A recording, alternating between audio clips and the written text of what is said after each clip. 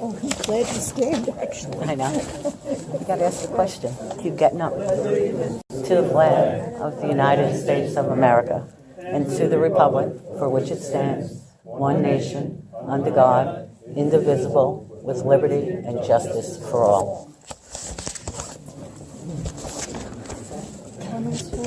Announcements village hall will be closed February 20th. So again, for this week, so you'll leave the day off. Bob, you want to make an announcement?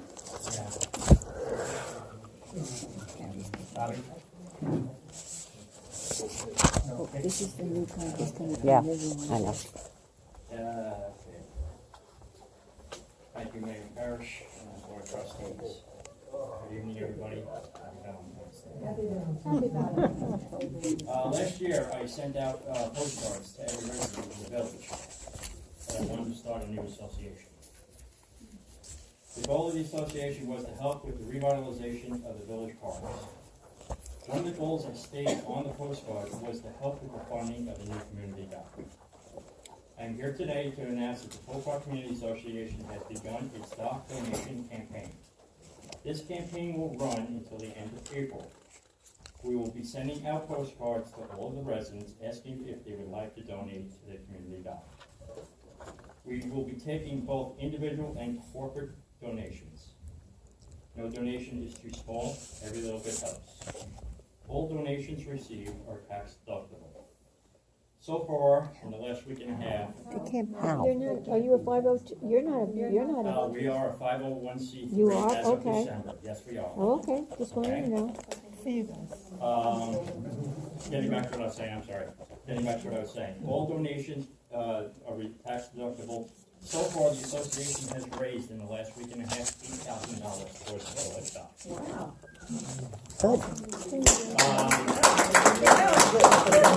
I will be presenting a check to the mayor and board of trustees at the May village board meeting of whatever money that we do collect from the village residents.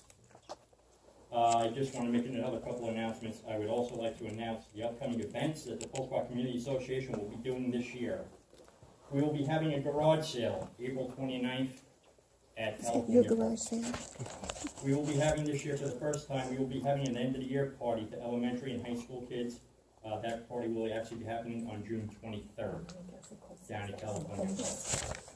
We will also be having our second annual lobster bake, which will be August 5th this year. And the last thing is we will have our second annual Bluefish tournament. The Bluefish tournament date has not been decided yet because we have our Bluefish tournament the same weekend that the WICC Bluefish tournament is held in Connecticut. So, because a lot of the fishermen that did the Bluefish tournament last year asked me to have it the same weekend because they do go into both tournaments. Thank you so much and have a good evening. Bob, do you have anything for public safety? Got it. Oh, you got it. Public safety report, January 13th through February 13th. House checks 8, parking warnings 3, stormwater violation warnings 1, court appearance tickets 1, special event parking 11, building code inspections 3.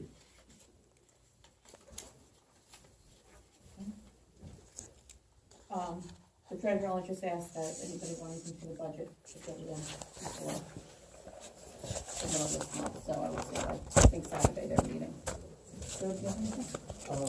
No, the work the last few weeks I've been on the local laws, and I'm available now for questions if the board has any Do questions. you want to talk about our freezing? Or you want to? There's two situations in the village that I'd like to bring to the board's attention. One is there's driveways in the village where the driveway encroaches into village streets, and it's been paved. The paving has been replaced with pavers and things like that that are consistent with the remainder of the driveway. And I have several of these that I want to bring to your attention, not tonight, but I want to make sure you're aware that this is an issue that I want to bring to your attention, and I'll identify the properties involved at a later time. But there's probably some kind of notice or action that you need to take. with respect to these in order to protect our interests. And there are, separate from the discussion from the property maintenance, there are one or two properties that have been brought to my attention that have what I consider what has been reported to me to be a dangerous situation, and I consider it to be dangerous enough that we should probably act on it. I don't need your authorization to start a notice process. We'll start the notice process, but we may be in a situation by the next meeting where we'll have to authorize, or excuse me, where I will recommend authorization of the village acting on something and that would be under the international code, not on, it has nothing to do with our property maintenance code. And it's not something that's subjective or vague, it's a clear code. Okay. Anything else? No, that's it for tonight, thank you. Okay. All right, public I just like comments? to, public safety has put in a lot of work on several different situations that we're working on. Also a lot of work on their side of these laws that came in, and they're to be commended for that. They really went out of, above and beyond and out of the way to give us support, give the board support. They did.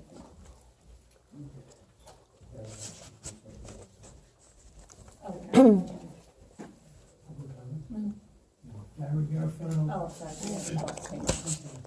Gary Garfano, 14 Highview. I'd just like to thank the board for the get well card I got in the mail. It's been under the weather a couple of weeks. I was in the hospital for a couple of weeks. I was first day back driving. And I was coming back on, made a left onto 25A. I was coming up Van Brunt last week. And I stopped at a Highview Avenue stop sign and saw something pretty disturbing. On the first Highview sign, I stopped where I live. I make a right turn at that Highview sign. Was a stencil. And somebody had a can of gold spray paint and held the stencil up, must have held the stencil up, underneath the stop sign and sprayed, the stencil said Trump. And underneath the stop sign, sprayed stencil Trump, so the stop sign read Stop Trump. You might find that funny, but driving, I was a little annoyed. I mean, I'm the sign commissioner. I took along with first. I drove up to the second stop sign, and there was another stencil, and it was a spray paint, it was another stencil. And it was a picture of President Trump, only it was a picture of him. Wow. And somebody held the stencil up and sprayed it again. Well, I called Mr. Jones. I guess Code didn't see it. Deputy clerk, and Harry had the signs changed to. But it's not from our side. Well, I don't know if that's funny. It's not a funny thing. I mean, it cost us tax money. It cost us $100 a sign. I drove around the neighborhood to see if it had been done to any of the other signs. I didn't see anything. And I guess it was done because it was isolated and whoever it was could get in and out of the village real quick at short, would have made it able to pull out. But I'm just bringing it to the attention that it happened. And it really is not funny. I mean, the guy's up president. Some of that is costly. It's costly. It's $100 worth of Costly, sign. $100. Plus a couple hours. 150,000 is not costly, but 100 is. Labor. And frankly, if it happened with any other president, I don't know if anybody would. I'm sure Yeah, Larry. exactly. I'm sure Then Harry. you could not charge Right Dave. about the taxes. Without getting Leave it. Who cares? Doesn't bother me. well, without getting political, but a little common courtesy. Any other public comments? I just received a letter from a resident about the snow tax. And she wants it to be entered into the record, and once I get home, I'll print it out and I'll send it. Well, I think you should send it to the board first, don't you? That's what I was saying. Okay. But basically, she says that the snow tax is not appropriate or she says legal to do, just by the structure of it itself. That a tax is One of her something. qualifications to say that, we had an ordering company here and told us it was fine. You know, why don't you She send it? Yeah, I she think says it should come to us first. She says it's from she's a Stop. CPA. We could hear it. Right, oh, well, No, okay. Let the board discuss it first. Totalitarian. What to do. No, I think we should have the courtesy of knowing it first. Why, public Especially when we comments? don't know what the qualifications are, Public what the comment. issue is, and how to- CPA, well, I'll tell you. Okay, well, they're not right, so. Public comment. It's public comment, okay? She asked me to read it into the record.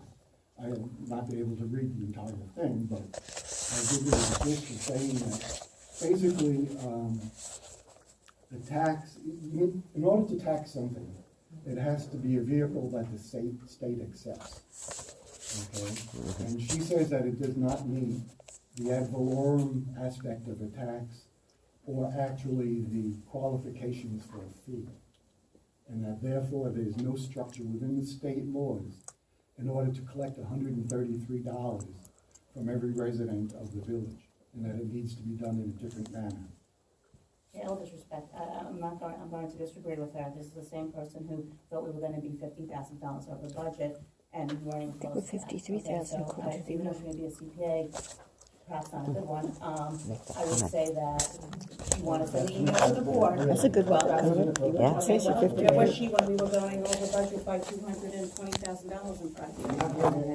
Okay, so I think the right thing to do is send an email to the board, or let us comment on it, and then if you cannot be here for next meeting, send it to the board. That's the right way to do it. Okay.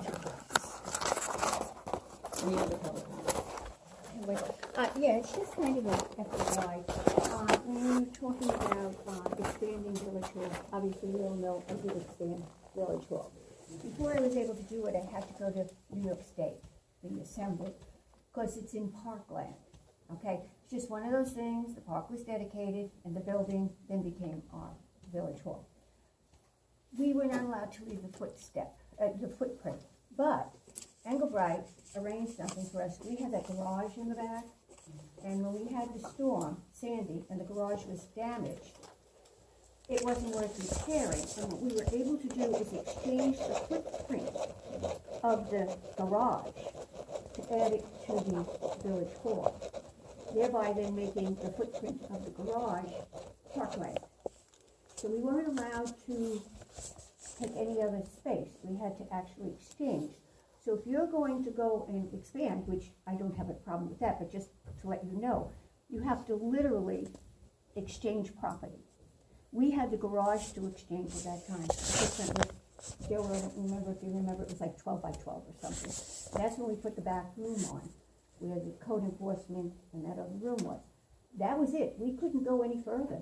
We had to stay there. Oh, you can go, well, we wanted to go up. In fact, Joe and I spoke about it many times. We weren't able to go up because the roof wouldn't support it. We then had a cantilever, I don't know enough about it, cantilever. And then the course got a little crazy. So exchanging the garage for parkland was the cheapest way we could go. And in the amount of money spent on the Village Hall, which was what, 86,000? Were there any discussions about making the meeting room any bigger, or there was no way of doing that? Excuse me? You redid Village Hall for $86,000, but there was no Whatever, discussions well, of making the meeting hall bigger? Yeah, there was a lot of discussion because what we did is we had grant money from federal government, and that's what we used for it. We used the grant money.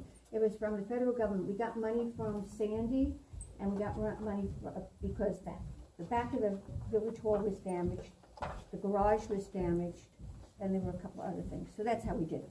So anyway, it was just, it's just an FYI. You know, you could do whatever, but you might want to think about it.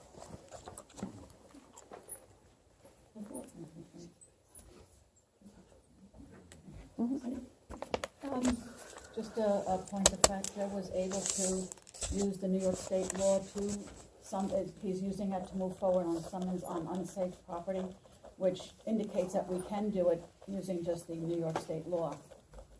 Did you know what that was all about? He said it's a safety issue. Yeah, But that, I'm going by what he just said. Wouldn't you as a resident want to know what that law was? Oh my God. To have it at your disposal? Again, let me reiterate, this is not for us. She This is said really for the residents to take what is not so accessible and put it out there. Are so the that- fines that stiff in the New York State law also? They're worse. So and actually this came from Walter, because Paul said he wanted to go.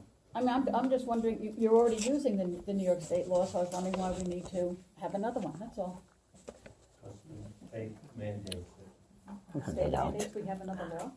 that we have it on our law. No. It does say it in the, it's kind of ambiguous, but I read it again. It does seem to indicate that we should have our own laws for that. Somewhere else, it kind of qualified that, but yes, the state wants us to have our own laws where we put, essentially what this is, we put down out of the vast amount of laws in the state, now international, what applies to our village. Obviously, we don't have to worry about evacuating apartments. So this is a good example that you mentioned, because it's a case where, we have to take action. We have to reach into a law that's not even our law, but we're asking for it, so we need to use it because it's an extreme thing to come up.